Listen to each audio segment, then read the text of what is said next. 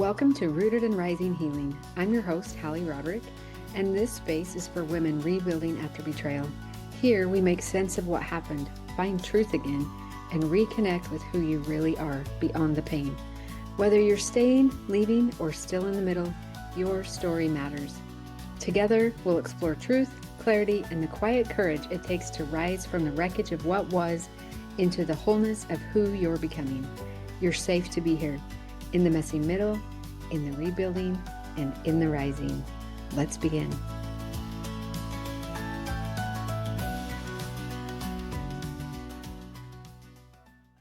If you're a mom or a daughter and you've ever felt that quiet desire for deeper connection between you, but you don't want it to feel forced or uncomfortable, I want to invite you into something really special. It's called Becoming Together, a mother-daughter retreat in Sedona, Arizona, happening September 8th through the 12th, that I'm hosting alongside my own daughters. This experience is really close to our hearts because we understand that every mother-daughter relationship is unique and it's not always perfect. And this isn't about fixing anything. It's about creating a space to soften, to breathe, and to connect in your own way. Over a few beautiful days in Sedona, we'll guide you through experiences like breathwork, sound baths, mindful movement, even a vortex hike, and of course, nourishing meals. Each of us bringing our own gifts to support you, while also honoring your individual journey. There's no pressure to open up before you're ready, no expectation to be anything other than yourself, just a safe, supportive space to reconnect with yourself, with each other, and with something greater. If you feel even the smallest pull, you can find more information in the show notes, because you don't have to have a perfect relationship to begin becoming together. Welcome back to Rooted and Rising Healing. Thanks for being here today. Today I want to talk about something that I hear come up occasionally in my groups, and I think it comes up more than you might think. And that is that kind of quiet, sneaky habit of comparing our pain. When we measure our story against someone else's, I guess essentially deciding whether we're allowed to hurt so much. And I just want you to know right up front that before you hear anything else, that your pain is valid. And not because of how it stacks up against anyone else's, but just because it's yours and it's your experience. There's no leaderboard in betrayal. There's no trophy for whose story hurts the most. And yet so many of us are quietly ranking our own pain, trying to decide whether we've actually earned the right to hurt so much. And today I invite you to set that down. This came up recently in a women's group that I run, and we were talking about it. And I just haven't been able to stop thinking about it, where one of the women shared that she felt like maybe when she first came here, she felt a little out of place, that her story wasn't the same as everyone else's. And this is not a new story. This is not anything new that I've heard. And so we got talking in our group about the different types of betrayal and the different aspects of betrayal. And sometimes there's financial betrayal. Sometimes there's emotional attention being poured into other people, other hobbies, other activities, other situations. And there can be situations where there's physical or sexual acting out. There can be situations where there's pornography, or where there's even virtual infidelity with a being or a bot that's not even human. And so it's easy to compare each other's experience and say, well, hers is worse than mine, or mine is worse than hers, or I wish only, if only that had been the thing. And I just want you to know that betrayal is betrayal. And it doesn't really help us to compare our experiences with each other's. Now, comparison isn't a character flaw. It's probably natural human nature. And it's often the way that we try to figure out whether we're overreacting, whether we have a right to feel this. And especially if you've been in a situation where somebody has spent a long time telling you that you're overreacting, when you finally reach a point where you're getting help and you're kind of starting to put language and understanding to what you've been experiencing, it can be tempting to look around and say, okay, does my pain qualify for this? So many times you've been conditioned to second guess your own read on what reality actually is. And comparing our pain to a worse story can be part of that leftover survival mode of conditioning that causes us to second guess. Well, if mine wasn't as bad as hers, then maybe I don't have a right to fall apart. And so I want to just gently talk about that today without shaming anyone for comparing. But just to remind you that we're going to talk about what comparing costs us. And comparing cuts both directions.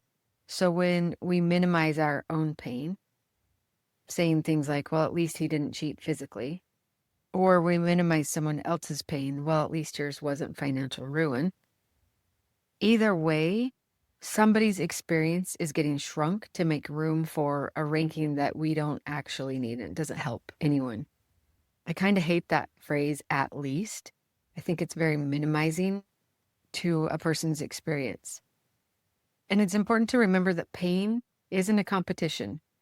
There's no winner here. Everybody gets permission to feel what they feel and to heal from the pain that they've experienced.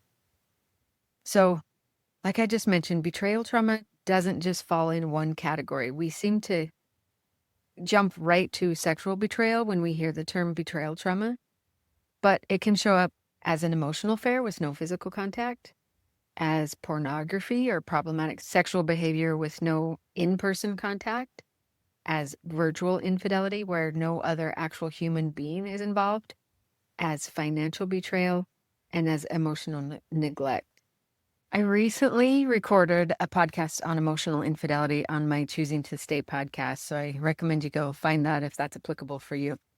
But my guest, Jill Poole, she quoted Dr. Jennifer Fried, her definition of betrayal trauma, and that is that betrayal trauma occurs when the people or institutions on which a person depends for survival significantly violate that person's trust or well-being. So let me repeat that again. This is from Dr. Jennifer Fried. Betrayal trauma occurs when the person or institutions on which a person depends for survival significantly violate that person's trust or well-being. And that sort of encompasses all of this, all of these different aspects and things that contribute to betrayal. There's no two stories that are identical, and they can land completely different. And your experience, your prior experience in life, the length and depth of the deception, how much manipulation was involved, all of that shapes every person's individual wound. And every pain and every experience is valid. And so two women can experience a similar type of betrayal and be carrying entirely different weights, and both experiences are very real. So while the specifics differ, the healing journeys may be somewhat different, but in a sense, they kind of rhyme or they follow along with each other. The shattered trust, this questioning of your own reality, of your own perception, of your own inner knowing, the grief from the relationship that you thought you had, the slow work of rebuilding our self-trust, all of that, that's common ground. No matter what the details of your story is that brought you here. And this is why communities are so powerful and so healing, even when our stories don't match. Oftentimes I'm doing the in-person intensive and retreats, and we don't actually have an opportunity, or even in my groups, we don't sit down and go, okay, now we're going to share our stories.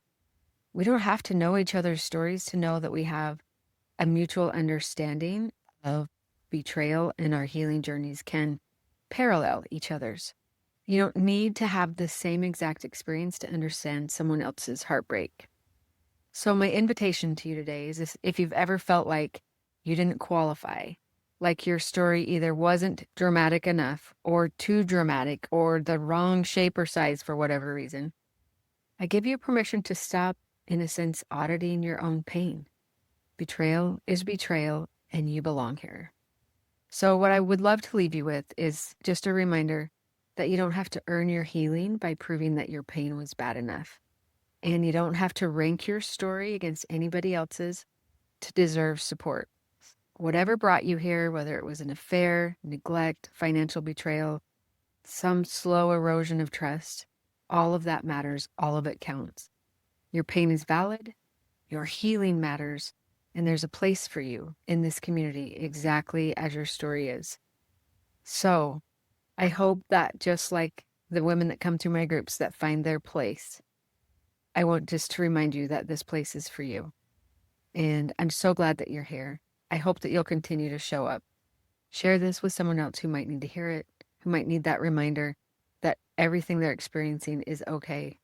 I would love it if you would rate my show, leave me a comment, and I hope that you'll be back here next week. Thank you for being here with me inside Rooted and Rising Healing. Remember, healing isn't a destination, it's a returning to your truth, to your voice, to the woman you were always meant to be. You have the power to rise at your own pace, in your own way. And when it feels hard, just come back to your breath and remind yourself, still I rise. If this episode spoke to you, I'd love if you shared it with another sister on the journey. And until next time, stay rooted, stay rising. You've got this.